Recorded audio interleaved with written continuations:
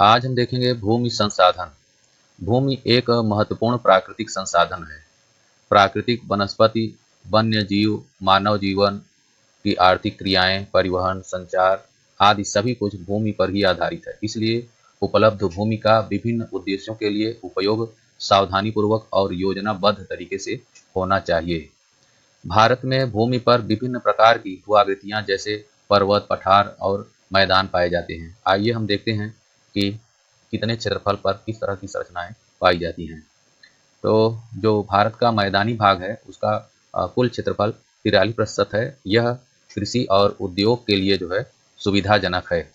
पर्वतीय क्षेत्र भारत के कुल क्षेत्रफल का 30% तक फैला हुआ है। ये क्षेत्र नदियों का उद्गम स्थल है। पर्यटन विकास के हिसाब से ये बहुत ही महत्वपूर्ण माना जाता है।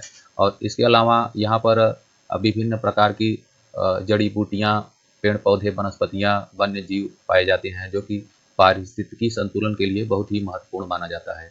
पर्यटन का विकास का मतलब यहाँ पर विदेशी सैलानी बहुत आते हैं, तो चूंकि यहाँ से हमको विदेशी मुद्रा की प्राप्ति हो सकती है, इसलिए ये पर्यटन के हिसाब से महत्वपूर्ण क्षेत्र माना जाता है।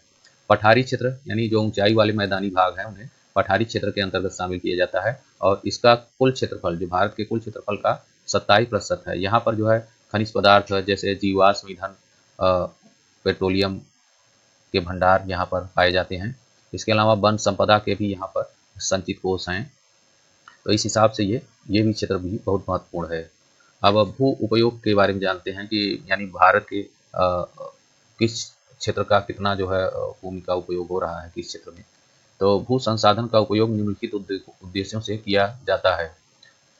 अब यहाँ पर कहा जा रहा है कि जो वन क्षेत्र है वो भारत के 23.3% क्षेत्रफल तक फैला हुआ है।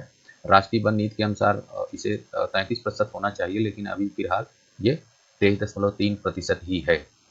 कृषि के लिए जो कुल अनुपलब्ध भूमि है वो 8.37% है। अनुपलब्ध भूमि का मतलब ये है कि जो भूमि कृषि के लिए योग्य तो है, लेकिन वो कृषि के लिए उपयोग में नहीं ले आई जा पा रही है। उसका कारण यह है कि यहाँ पर जो है या तो बस्ती बनी हुई है, या तो शहर बने हुए हैं, या फिर जो है रेलवे लाइन बिछी हुई है, या सड़क बिछा हुआ है। तो औद्योगिक क्षेत्र भी इसी भूमि पर है, तो इसलिए ये क्षेत्र जो है कृषि के लिए उपलब्ध नहीं है। फिर शुद्ध जो बोया गया क्षेत्र है, शुद्ध बोया गया क्षेत्र उस क्षेत्र को कहते हैं जहाँ साल में कम से कम एक बार जो है खेती अवश्य होती है, यानी एक फसल कम से कम जरूर जो है ली जाती है, तो इसे शुद्ध बोया गया क्षेत्र कहते हैं। तो ये जो क्षेत्र है वो 45.5% है। प्रति भूमि उस भूमि को कहते हैं जहाँ पर जो है खेती तो हो सकती है, लेकिन वो खेती नहीं हो रही, उसे छोड़ दिया गया है, ऐसे खाली छोड़ दिया गया है। उसे जो है कभी कभी खेती की जाती है और कभी ऐसे खाली छोड़ दिया जाता है। अन्य पुरातन प्रति उस प्रति भूमि को कहते हैं जहाँ पर जो है 2 से 3 साल में एक बार ही खेती होती है।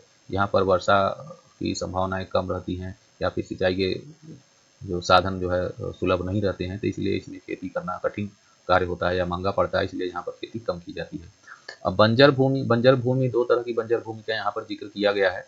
एक बंजर भूमि वो है जो खेती के लिए अयोग्य है।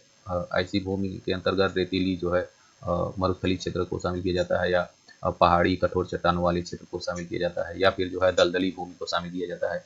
तो ये इसका जो क्षेत्रफल है 5.5% है। और दूसरा जो बंजर भूमि है वो जो कृषि योग्य है, लेकिन फिलहाल वहाँ पर अभी खेती नहीं हो पा रही है, तो ऐसी भूमि को जो है कृषि योग्य बंजर भूमि कहते हैं। तो ये जो है 4% है। अब यहाँ पर देखें कि जो शुद्ध बोया गया क्षेत्र है वो 45.5% है, और जो परती भूमि है वो 4.9% है, और अन्य पुरातन परती जो है 3.6% है। तो शुद्ध बोया गया क्षेत्र में अगर परती भूमि को जोड़ देते हैं तो कुल बोया गया क्षेत्र हमको प्राप्त हो जाता है। अब यहाँ पर कहा जा रहा है कि भारत का जो भौगोलिक क्षेत्रफल है 32.8 लाख वर्ग किलोमीटर है, जिसके 93% भाग के ही भू उपयोग के आंकड़े उपलब्ध हैं। इसके पीछे कारण ये है कि भारत का कुछ हिस्सा जो है चीन के कब्जे में है, कुछ हिस्सा पाकिस्तान के कब्जे में है, और कुछ ऐसे क्षेत्र हैं जिन्हें जो है अनुसूचित क्षेत्र कहा जाता है, जहाँ पर लोगों का आना जाना प्रतिबंधित है, जहाँ पर आदिवासी लोगों का वास होता है। तो ऐसे क्षेत्रों के भू उपयोग के आंकड़े जो है हमारे पास उपलब्ध नहीं है, इसलिए हमारे पास जो आंकड़े उपलब्ध हैं वो भारत के कुल क्षेत्रफल का 93% ही है। अब यहाँ पर वही फिर बात दोहराई जा रही है कि निवल या शुद्ध बोया गया क्षेत्र का क्या मतलब है, जहाँ वर्ष में कम से कम एक बार खेती अवश्य की जाती है, यानी कम से कम एक फसल अवश्य ले ली जाती है।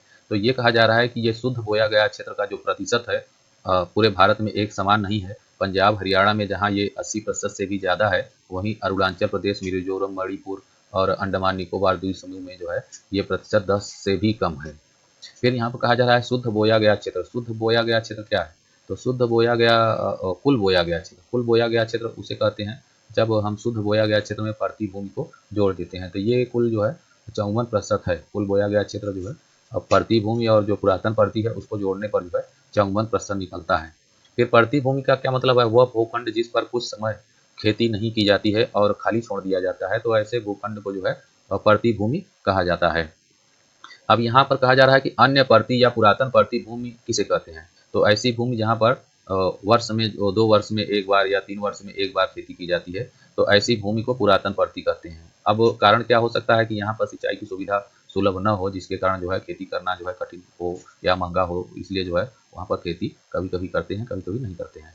बंजर भूमि वह भूखंड है जिस पर कोई पैदावार नहीं होती है, जिसके अंतर्गत पहाड़ी चट्टानें, रेतीली व मरुस्थलीय भूमि को सम्मिलित किया जाता है। फिर अब यहाँ पर कहा जा रहा है कि गैर कृषि प्रयोजन उपयोग में लाई गई भूमि के अंतर्गत क्या-क्या चीज़ें शामिल किया जाता है, तो इसके अंतर्गत बस्तियाँ, रेल लाइन जो है और सड़कें औद्योगिक क्षेत्र को शामिल किया जाता है।